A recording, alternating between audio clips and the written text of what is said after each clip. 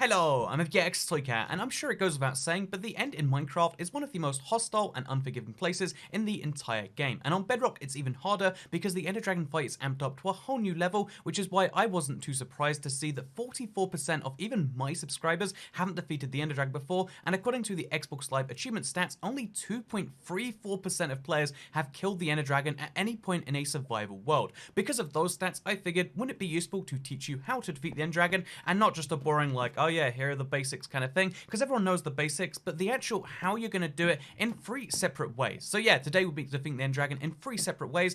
For those of you who aren't too mechanically competent or confident, and you're just kind of worried about, going in without having everything ready for you, I wanted to provide the OP solution. Then I wanted to provide the best like bang for buck in terms of the most efficient, the minimum recommended to do things kind of easy, the kind of cheese your way out solution. And then I wanted to provide the solution for absolute pros. If you're curious about, okay, I want to defeat the Enderdragon, and I want to know what the minimum possible stuff you can bring is, I'm going to probably surprise you of how little you need for that. But yeah, 3 separate ways to defeat the Enderdragon, 3 separate tactics, honestly, and 3 entirely different sets of equipment. I'm going to be showing you all 3 ways, and let's start with the OP set. What I would recommend if you want to go in there being fully OP, guaranteeing success, because if you've never defeated the Enderdragon before, it's really terrifying knowing that you have to go in there and you have to kill the dragon. If you don't kill the dragon, all of your stuff is stuck in the end until you do kill the dragon, which means that if you bring a lot of stuff, you want to make sure it comes out. What I recommend is diamond armor, of course, if you can get it. Even if you can't get diamond armor, enchanting armor is way more important than having the diamond armor. So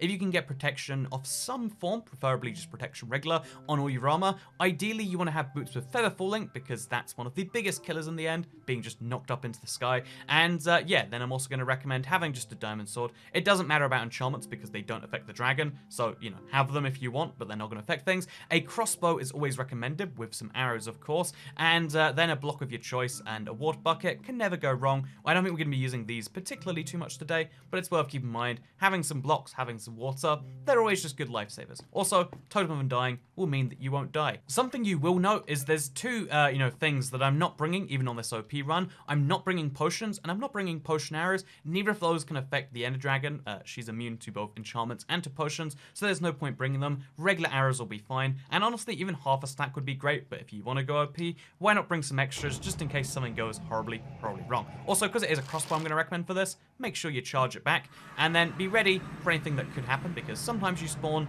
a little bit far out from the end. In this case, we can just jump and take a little bit of damage. But yeah, that's the thing. Oh, the last thing I'll mention is you want some good food. Good food is just an important thing because you need to always be healing up, because the dragon does a lot of damage and also takes a lot of your exhaustion. So yeah, the first thing you want to do, now you're in the end, is of course fire onto these towers. The crossbow is much better than the regular bow for this. You might not realize, but the Village and Pillage update actually brought a pretty handy new piece of equipment, because the crossbow bolts can go pretty seriously far. Like from here, if you're lucky, you can even hit the one of the poles, just like that. And yeah, you can actually hit all of them pretty much from across the world. So yeah, a nice multi-shot bow. Admittedly, the multi-shot's unnecessary, but yeah, one of these bows with a quick charge on will allow you to just fire a whole bunch of times and hopefully take out the towers from across the end, which is handy because you want to keep your eyes on the dragon at all times. The dragon is unpredictable. The dragon can do very confusing things and fire acid at any moment. You want to be ready for that whenever you can, so you can dodge them, because these end acid attacks can kill you through your armor if you want. In fact, let me show you how much damage these things do by literally just jumping into it. Oh, look at this. There's a tiny red cloud. Oh, it literally... Huh, this is a glitch. Another thing to keep in mind is as soon as the dragon gets to the center, she's going to leave and, she's going to leave in the center, trying to hit you when she can. If you're not ready for that, you're going to get knocked out, and sometimes you can get seriously knocked up too, which is not a position anyone wants to be in, right? Another handy thing to note is that the Enderdragon, while she's on the podium, actually can't be attacked by arrows. She gets very angry when you do it anyway, though. Wow, just like that, you can see how even, when she hits you in the wrong direction, you can go flying, sometimes even off the edge, which again, just always keep your eye on her, always know where she is, never spend more than about 3 seconds looking away. Like, right now, I can be like, okay, I'm going to draw back my bow, and then I'm going to do a 180, I'm going to try and fire at one of these towers, and then we're looking straight back at her, because, again, the amount of movement she can make, the amount of things that can change, it's concerning in my opinion. Anyway, something you're no doubt going to notice is eventually you're going to run out of towers to hit. As you can see, once I've gotten this one down, which will be very shortly now, I'm gonna... Okay, see, keep your eye on the dragon. So whenever the dragon comes down, even if you're midway through your stuff, you might as well stop the fight so you can attack her. Make sure you don't look at any Enderman while you're doing so. This is one of the default killers in the game, honestly.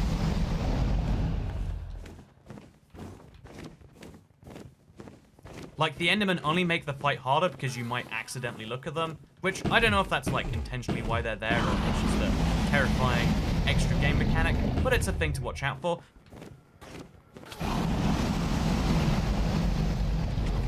So just in case you don't want to, you know, like do it this way and kind of like chip her down, let her heal up a little bit. If you want to do things the kind of more official way and actually like make sure all the towers are down, what I recommend doing is killing an Enderman or two to get some Ender pearls, because you can stack yourself up using a block of your choice, but it's really dangerous to stack yourself up because while you're stacking, while you're nerd poling, the dragon can come flying at you at any second, as she's going to do right now, I assume.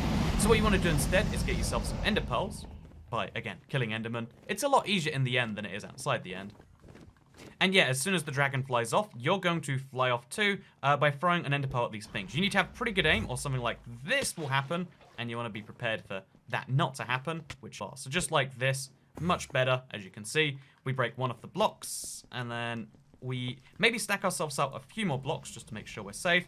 And then, oh god, you want to make a little bit of a stack out, and then you want to fire it from here at the tower. That way you won't take damage. The explosions from end crystals are some of the most serious. They're used in PvP, especially on you know, anarchy servers and whatnot, as just a way to really deal damage more than most people expect. But yeah, just like that, you can take down all of the towers pretty easily. Always be prepared for your water bucket for stuff like this. Again, feather falling makes things easier, but if you don't have feather falling, you need to know that you could die any second, and dying any second. By the way, another thing I can say, if you really don't want to fight any Enderman, what you can actually do is you can slowly stack yourself up using water if you run out of blocks or something. Again, really not recommended, but as a last resort, as just one of the wonderful things that water can do for you, because, you know, big movement I have is water is OP, and you got to take better advantage of it, is you can slowly stack yourself up using the water, and as long as water isn't being glitchy like it tends to be on Bedrock. But yeah, you can use the water and you can stack yourself up higher and higher and higher. But yeah, you can do it this way if you want to, although without a water bucket getting down as hard, I guess. Anyway, once you've taken down the towers, you can just go back to killing the dragon and doing the same thing. It doesn't really matter how many towers are up. It's a common misconception that you have to take down the towers to kill the dragon. At least on Bedrock, it's not true. It's actually crazy just how often you can hit an Ender Dragon with the crossbow, because, you know, the multi-shot in Shaman is usually just like spam 2 extra shots, but because the dragon is such a huge target, it's actually quite easy to. But yeah, just like that, with pretty much no effort required from us, we've killed the dragon. The closest we got to dying during that entire run was, I think we had 3 hearts taken away after being hit from the dragon off the top, after making a mistake with Enderman. It's very easy to kill the dragon. You get the portal, it's done, and then you can enjoy that sweet, sweet achievement that only 2.3% of players have actually gotten. Or maybe you prefer the experience, because you get, of course, when you kill the dragon, just under 70 levels. Next up, we have the set of equipment that I would say is the minimum viable run. Like, this is how you can still do it very easily, but you're going to require a bit more work to make up for the fact that you don't have diamond armor. So this is roughly what I would say is the minimum viable to make your life, you know, doable. You have to do an alternate technique, but it's something that you can do and pretty much guarantee some amount of success with. So you want to go in with at least some iron armor. You want to have a lot of blocks of your choice. You need to have some food, a basic sword, a basic pickaxe. It doesn't matter too much which one, but like, you know, don't you know, try and have the best one you can have. And then of course some snowballs. Snowballs are the poor man's arrows. If you haven't ever found arrows somewhere, you'll find snowballs, whether in extreme hills, whether in a tiger biome, you'll find some snowballs and they'll make your life much easier. So yeah, everything's going to be exactly the same to get in. Make sure you have your armor equipped, make sure you jump right in and are ready to move immediately. And our first move is going to be taking our blocks of choice. You need at least 1,000 of them, which is the equivalent to about 4 or 5 stacks of oak logs, by the way. And then you want to start moving directly backwards from the end. This is a really strange move to make. It seems counterintuitive that, like, wait, the Ender Dragon's there, but we're going this way. And yeah, this is how I recommend anyone defeat the dragon for their first time, because it also makes the rest of your run a lot easier. If you're going into the end for the first time and you're not under time constraints, let's say you have 10 extra spare minutes to do it, then you might as well head out to the End Islands. Eventually, you are going to reach the End Islands. There is a bit of a almost monotony to it, but you need to do this eventually anyway, or, I mean, there are end portals afterwards, but it's a handy thing to have done anyway, I should say, and it also means you can stock up on extra free loot if you want to really take down the end cities before you go. I'm mostly going to be focused on the strategy that doesn't involve confrontation, because again, I'm trying to make this as easy and repeatable as possible, but if you want, you can actually start looting the end cities, and you can end up with crazy enchanted gear for free, rather than having to do the diamond mining and the enchanting stuff yourself, which maybe you think is great. So yeah, well, as soon as you get here, you want to start looking around immediately for the end cities. If you have a high render distance, it makes it a lot easier, I think it goes without saying. So you might get crazy unlucky along the way, but eventually you're going to find yourself at something with one of these end ships attached. This is your free ticket to an Elytra, and again, most of the time you're meant to rage your way through there, do all the sort of stuff, then build yourself across. But again, it's Minecraft, no one can tell you what you can and cannot do, and that means that what you can totally just do is bridge yourself up to the underbelly of it. Make sure you don't look at Endermen, because they can knock you off real bad if you get on their bad sides. But yeah, you can just go straight to the underside of it.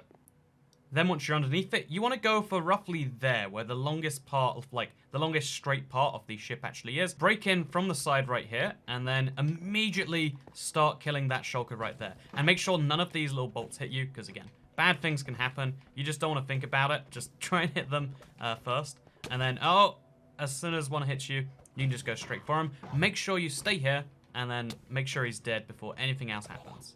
Now you get some free, sometimes diamond leggings from before, sometimes you get like a nice chest plate, which could be amazing, but honestly, the thing that's going to make your life easiest is this Elytra. So we'll actually put on these diamond leggings. Actually, no, we won't. We'll leave on the iron leggings to prove that even with damaged regular iron armor, taking off the most valuable bit. So I've got less than half my armor bar full, as you can see, and yeah, I'm going to show you how even with this, it's entirely possible. What I will recommend is while you're here, there's always going to be 2 instant health potions. You might as well take them. You never know when they might save your life. So yeah, honestly, I usually recommend bringing fireworks with you to the end, but just in case you're like, what are fireworks? How do you make them? Or you don't want to make them because you've never flown an Elytra before. That's why I recommend this of just like, hey, bring fireworks, they'll make your life easier. But if you really don't want to, for whatever reason, you technically don't have to. Instead, you can just stack yourself up really high, and it's kind of like fireworks, but, you know, you're using the height of the game rather than anything else. And then, yeah, you want to fly back to wherever your original, bridge was to get over here. Just in case this is your first time flying an Elytra, yeah, you want to make sure you maintain your height to at least some level, and that you know where you're heading with this Elytra, which in my case is very far in this direction. Eventually you should find it, and then you can line up, and I'd recommend going at either end, but if you really want, you can just kind of go midway onto it, and as long as you're not going too fast or from too high, then this shouldn't be a problem. This is going to cause me issues. Stack. Again, fireworks make life so much easier, but if you don't trust fireworks, that's a new fandangled concept. Fair enough, I guess. Let's work around the assumption that you don't want to use those. Make a big staircase is what I recommend, because stacking yourself up can be used once. A staircase can be used multiple times, so we can easily turn this into a staircase later. But you want to make sure it's far enough out from the end that the Enderdragon isn't in render distance. Because right now, the Enderdragon, oh god, the dragon can fly at you, but it can't get this high. My understanding is the dragon couldn't fly at you from this far out for the end, but the dragon has proven me wrong there. So maybe go further than 135 out, maybe go like 200 blocks outside the end. But yeah, stack yourself up nice and high. You're going to need a lot of momentum, because now you're going to use these snowballs and you're flying to take down the towers without taking any risk yourself. There's technically a risk the dragon can fly into you and cause you some issues in that way. But yeah, you want to do like a aerial attack on these things, just like that. Oh, and as long as you're not too much at risk or too close to them when they explode, which we actually were in these cases, but you can actually take down a lot of towers in one big strafing run. It's really actually quite satisfying, and while you're flying, again, you're very it's very tricky to actually hit you while you're on the move. Yeah, but for the most part, this strategy helps you take down the crazy high towers without any risk being taken to yourself. But yeah, it's funny, once you get above a certain height, you can literally even just like bridge over the end. You can kind of just treat it like a thing that's below you, which is really handy because it's much easier to shoot towers when they're below you as opposed to level to you. And yeah, once you're at this height, you can, again, you can treat it in a much more fun, light-hearted way. So there's 2 towers, there's 1 tower actually, it looks like, that's actually left besides the cage towers. So we'll fly down. We'll do a little bit of a strafing run, trying to hit this one, trying to hit this one. Oh!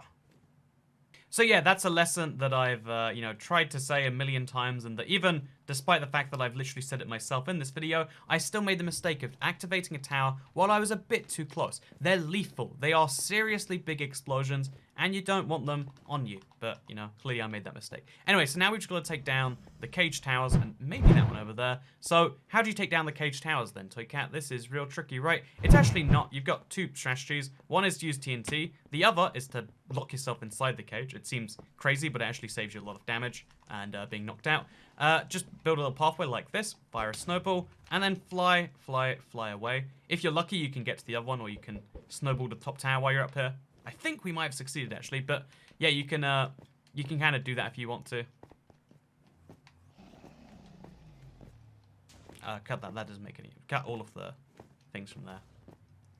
And then after your next strafing run, you go back to your little tower, and because you built yourself a little staircase, you can just reuse it over and over and over again. Even if you take down one tower each run, the most valuable thing to you at this stage should be your life. That's why, I wanted to get 2 towers done the same run. That's what killed me. Keep your distance when firing your snowballs, and you'll live a happy life. But once you've taken down all of the towers, and you've avoided almost certain death by the dragon, pro tip, that could have gone horribly wrong. Always, if you want to fly away from the dragon, she knocks you back, always turn around so you're actually facing her.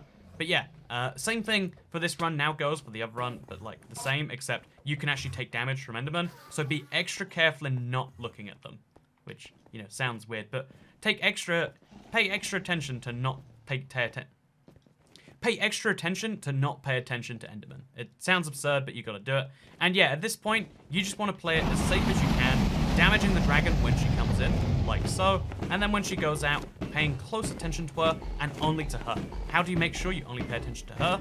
Keep your eyes at, on the obsidian pillars or above. Right now, I'm looking at the pillars. I'm, avoiding the end acid by walking away, but I'm keeping my eye level very, very high up.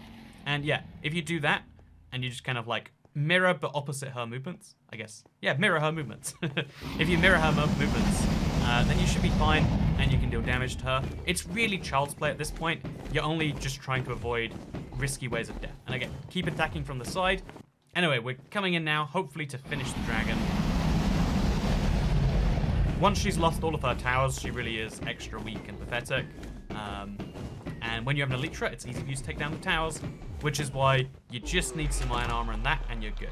Again, having better iron armor or having diamond armor or finding diamond armor is going to make your life a million times easier, but even if you do none of those things, you can still take down the dragon. I will say during this run, I realized the dragon is way more aggressive with those attacks inwards than she has been previously. Maybe that was unlucky, maybe that was just how it is here, but just keep in mind, when using iron armor, you're not meant to get hit, you're meant to avoid hits at all costs, you're meant to avoid contact with the ground, and yeah, you basically are guerrilla warfaring it in a way, which is fun if you ask me. Okay, so finally here, what I have is the minimum required stuff to defeat the Enderdragon. Let's say that you've just put in your IF Enders and you're like, okay, I'm gonna go back now and get the stuff I actually need to do it, and then oops, you fall into the end. What's the minimum amount of stuff you need before you just have to admit, okay, I'm dead, I can't. Also, what are you doing here? But what's the minimum amount of stuff you need before you just admit, yep, I'm dead, the dragon's gonna kill me, it's over? And I would say the minimum stuff you need is some amount of food. It's gotta be a decent amount because taking damage, you need food to fix that. Actually dealing damage, you need food for that. Basically, everything in the end is gonna require some food. You need any form of ranged equipment. You can theoretically do it without. I tried just now to do it without range equipment, and if you have hours and like hundreds of food, sure, give it a try, but you're gonna need range equipment if you want to be realistic about doing this. So a bow and like 5 arrows or 10 arrows or 28 arrows, some snowballs, anything like that. And then also the the crucial part of it, the thing that I guess people are gonna question the most, the actual attack equipment. The only thing I'm gonna recommend is some wood, so that you can, if you need to, make a wooden pickaxe, because there are a couple situations where a wooden pickaxe is super handy. Yeah, I would say having a little hole underneath or near the end portal in the middle is going to be super crucial for you. So before anything else, just use your wooden pickaxe, dig a little hole down here, make sure you avoid end acid too.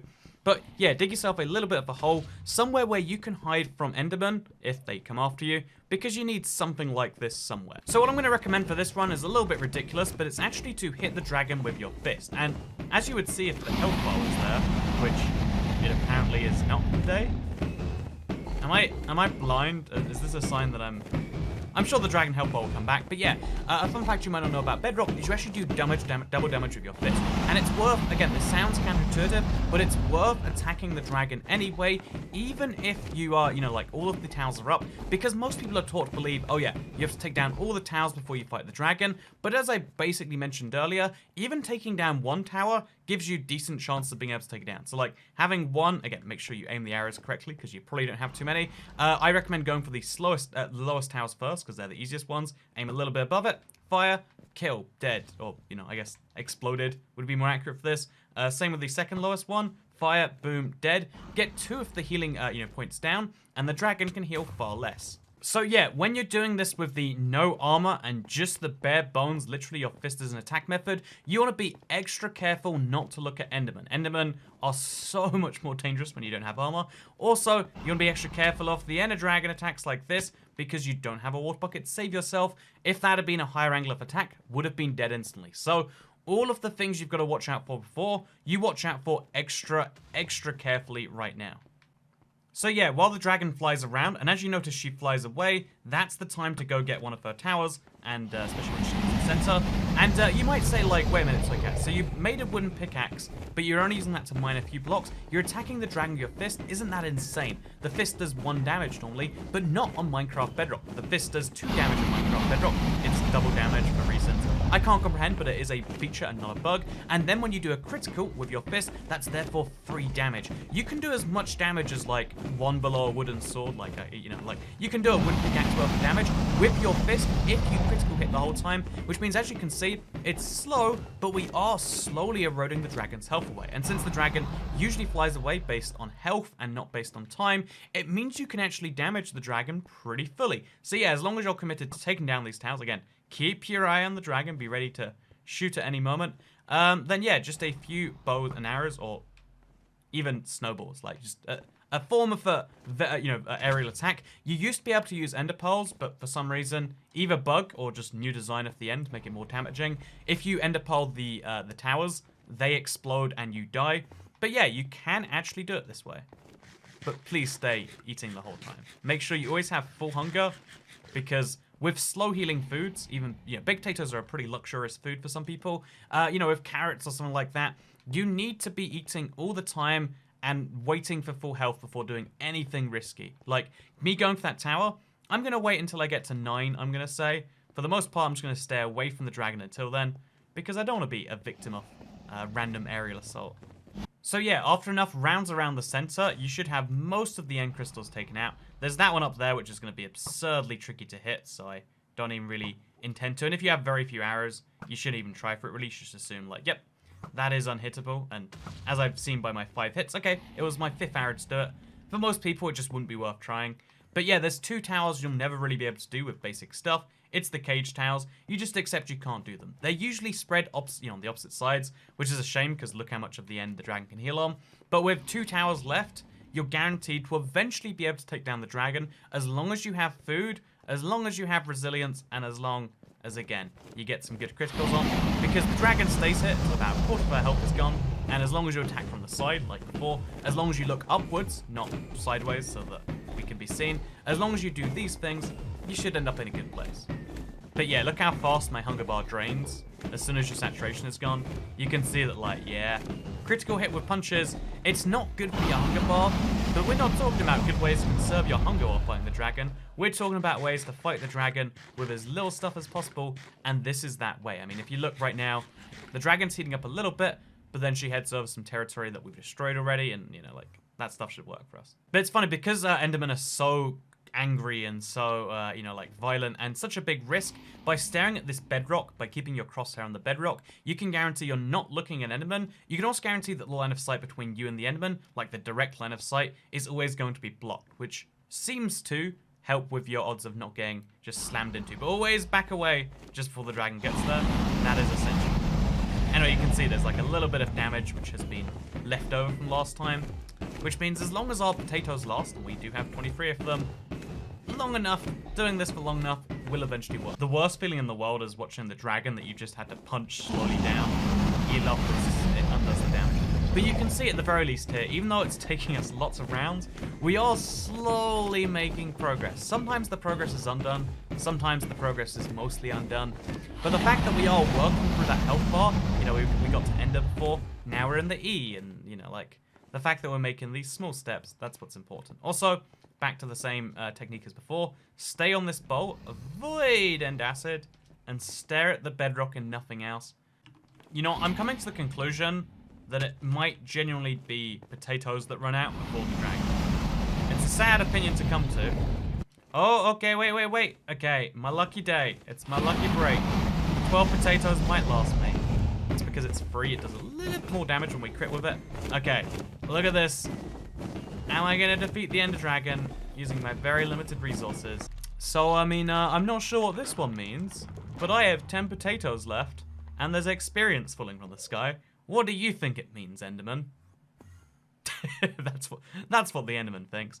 So, yeah, we can kill the dragon using just the wooden pickaxe. Even the wooden pickaxe, again, in theory, you can work without it. You need some form of ranged weapon for at least 5 or 6 towers. You know, I would say, you know, 2 or 3 is the minimum if you have so much food. You need a balance between food and ranged weapons. With enough food, you could theoretically last forever and get lucky enough over and over again. It would take you hours, I think, with all food, no ranged. If you have a lot of ranged but not much food, you can probably work the other way.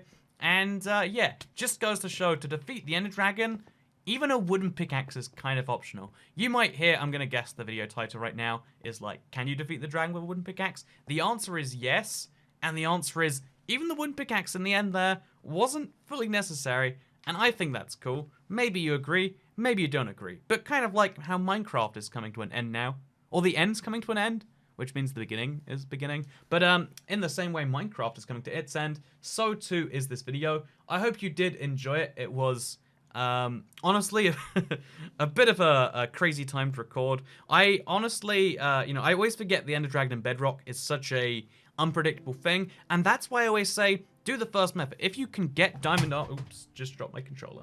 If you can get diamond armor before you, you know, like can go to the end, if you can enchant it, do that for yourself. If you can get an elytra, do that, because you need to be stacked in OP to make up for the inconsistencies in the dragon, to make up for the weird parts of the dragon, to make up for the fact that sometimes Endermen will just decide, without you looking at them, hey, yeah, I want to attack you right now. If you want to avoid all of those pitfalls, then, you know, prepare the best you can. But if you fall into the portal and all you have is food and ranged weapons, you can kill the dragon. And I hope this video convinced you of that. Or if it didn't, I hope you had a good day. And I hope that you don't trust those non-conniving YouTubers. I'll admit, there were some deaths in recording this. I'll admit, there was a lot of pain in recording this. But I hope it helped you regardless. And if it didn't, then dislike the video. And if it did, you can like the video. And let's see which way people enjoy the video. But yeah, thank you for watching. I'm going to see you all in the next one now. Goodbye.